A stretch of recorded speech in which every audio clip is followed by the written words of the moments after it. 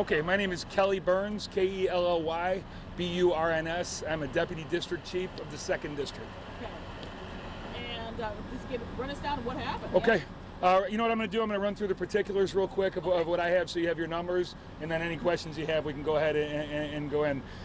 We have obviously 1020 West Foster is the building here. It's an 8-story high-rise, non-sprinklered, approximately 224 units. I could be wrong on that, but in that ballpark. The fire call came in at 8:10 this morning. It was immediately boxed by the alarm office, which is a still-in-box alarm. They received several phone calls on it, so the alarm office takes a proactive role and upgrades the alarm immediately so we have the proper response, because obviously you see the territory that we have to cover here. So they upgraded the alarm before companies were even on scene once they knew we had a fire in a high-rise. A minute or so after that, we had our first 2 engine companies, Engine 83 and Engine 59, arrive. We followed immediately, but the responding battalion chiefs did beyond that. And within about 3 minutes after that, we actually upgraded the alarm to a 211. Again, which just gives us a tremendous amount of fire companies.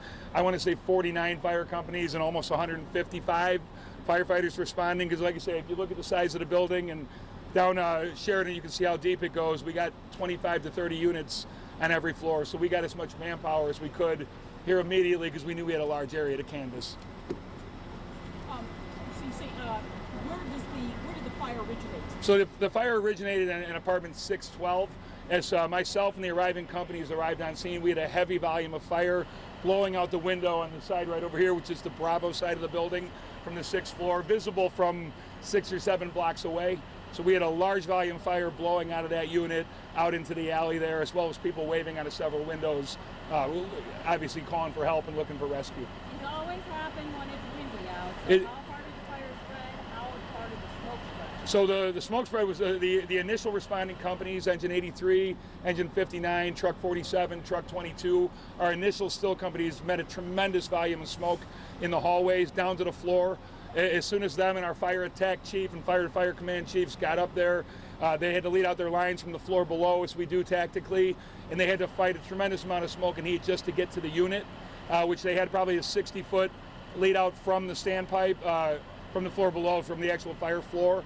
They had a lot of work to do just to even get to the unit, and then once they had to force entry, obviously we had to begin searches and all the units on that floor, and the office was fielding a tremendous amount of phone calls from everybody else on that floor calling for help. So they really had their hands full, but all the companies just did an amazing job of getting to the door and getting to the seat of the fire as quickly as possible. Chief, we have some tenants that were saying they did not hear fire alarms go off, that you guys had to go door to door to tell people to get out. So all the alarms that we're aware of, and again, when I say we're aware of, all we see is what we see in the lobby panel. Were lit up and activated, and we were able to make announcements to everybody. Again, I'm in the lobby for this, but all of our firefighters and officers who were up there, they didn't report any problems with communication.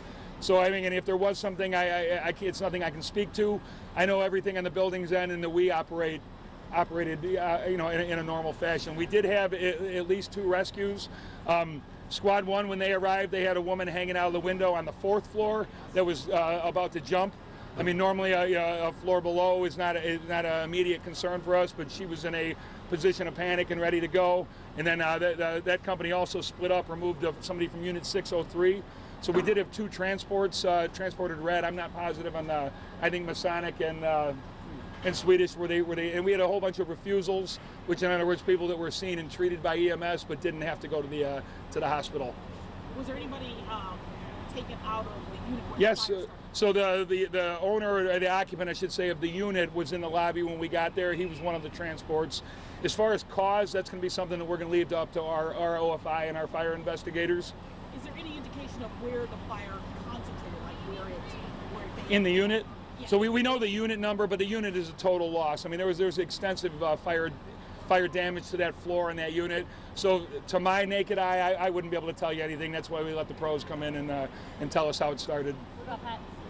I don't in that unit now, but there's a whole bunch of them in the lobby. A whole bunch of unhappy cats in the lobby. But children? I was going to say. Not that I've seen displays. The building's been wonderful. Again, it's 225, 230 units. I want to say they have 40 or 45 vacant units. So management is already providing units or places for people to go. So as of this moment, We don't have any displacements. I'm not to say that any won't come along, but the building has been wonderful in offering. I mean, it's a rarity to have places to put people right away, but they're able to move them right away. So building wonderful. Is it wonderful with the doors that shut to prevent fire? So we had smoke spread everywhere, but that's hard to stop. And again, that really, at the end of the day, most fires in the high rises, it's not the fire that becomes the problem, it's the smoke travel. So we did have a tremendous amount of smoke in the hallway, but at this point, and I'll have to ask the first companies if the door was open, if it was shut. I mean, the takeaways for these, for what we always trying to get to everybody is shut your doors. Shut your bedroom doors at night. When you leave, if your apartment's on fire, pull the door shut behind you. A lot of times people think they're doing us a favor by leaving the door open, when it's really the other way around. The compartmentalization is what keeps people safe.